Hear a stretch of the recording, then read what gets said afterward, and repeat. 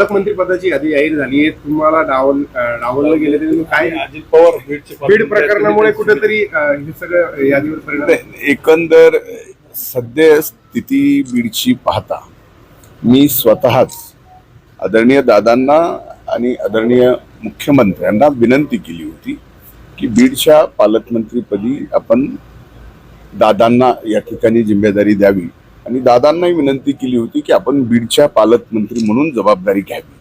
म्हणजे एकूणच पुणे जिल्ह्याचा तसा विकास झालाय तसा बीडचाही या ठिकाणी दादांकडे जबाबदारी असल्यामुळे उपमुख्यमंत्री असल्यामुळे अधिकचा होईल ही एक भावना. आणि सध्याची जी परिस्थिती आहे त्या परिस्थितीमध्ये आपण ही जबाबदारी घेतली नाही पाहिजे, ती दादांकडे दिली पाहिजे. स्थानिक नेते जे आहेत महायुती किंवा महाविकास आघाडीचे बदल झाला पाहिजे असं प्रफुल्ल पटेल देखील म्हणाले, छगन भुजबळ देखील म्हणाले.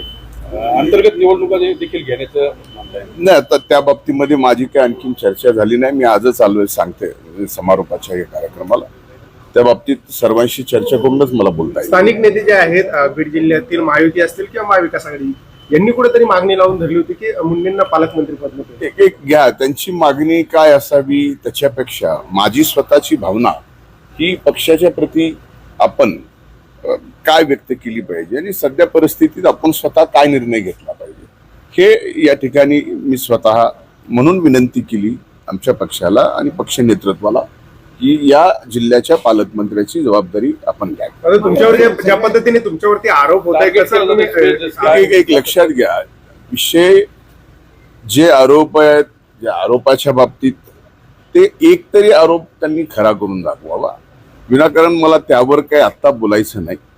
ज्यावेळेस बोलायचंय त्यावेळेस मी बोलायला कमी पडणार नाही हे आपल्याला माहिती आहे. आणि आत्ताची परिस्थिती पाहता बीड जिल्ह्यामध्ये सर्व सामाजिक सलोखा निर्माण व्यवस्थित होणं हे माझ्यासारख्या बीड जिल्ह्याच्या नागरिकाला, मातीतल्या त्या माणसाला आवश्यक वाटणारी गोष्ट आहे.